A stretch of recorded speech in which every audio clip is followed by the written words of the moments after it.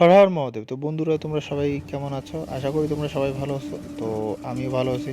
তো নতুন আর একটি ব্লগে তোমাদেরকে স্বাগত জানাই। তো আমি যাচ্ছি কোচবিহার শপিং করার জন্য। তো এই মাত্র আমরা আসলাম 4 নম্বরে। তো এরপরে আমরা ঘুঘুমারি হয়ে কোচবিহার ঢুকবো। তো ব্লগটার সঙ্গে থাকো।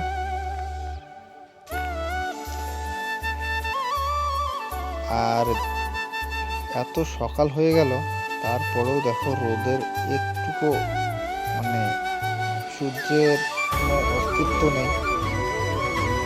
একদম চারিদিকে কুয়াশা কুয়াশা। এই ঠান্ডার মধ্যে আমরা যাচ্ছি। আমার পিছনে আছে কাকা, ভিডিও করতেছে আর আমি চালাইতেছি বাইক। তো এদিক মধ্যে আমরা চলে আসলাম ঘুঘুমারি। তো ঘুঘুমারি চৌপতিটা দেখতেই পাচ্ছ সবাই। তো এর পরেই আসবে ব্রিজ। এটা হলো কি ব্রিজ? তোরসা ব্রিজ। তো দেখতেই পাবে সামনে আছে।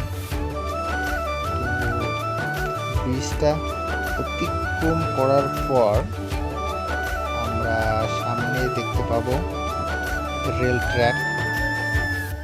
তো চলুন দেখা যাক রেল ট্র্যাকের মধ্যে কি আছে।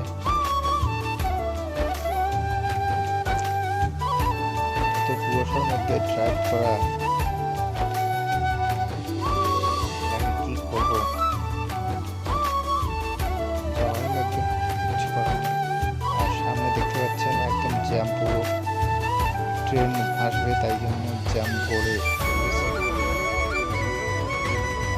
চারিদিকে দেখো বাইক।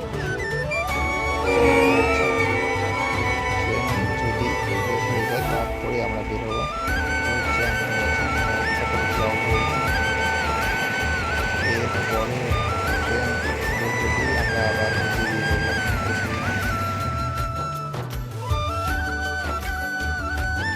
তো ট্রেন বেরিয়ে গেছে, এরপরে আমরা বেরোচ্ছি।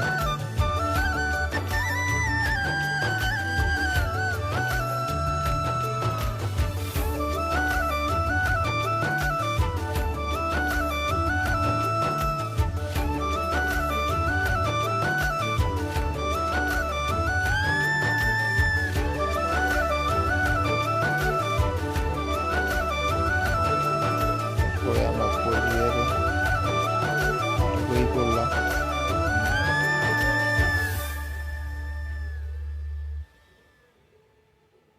তো সরি গাইস, একটা ভুল হয়ে গেছে। আমরা ঢোকার পরে ওইখানটায় ভিডিও করি নাই। জাস্ট এগুলো কিনেছি ঠান্ডার জন্য। ঠান্ডা পড়ে গেছে তাই। অনেক দিন আগে ঠান্ডা পড়েছে, বাট শপিং করতে যাইনি। তো সেগুলো ওখান থেকে কিনে নিলাম। শু আর আছে ক্যাপ, কারণ ঠান্ডার দিনে ক্যাপ নেওয়াই লাগবে। ক্যাপটাও সঙ্গে নিয়ে নিলাম।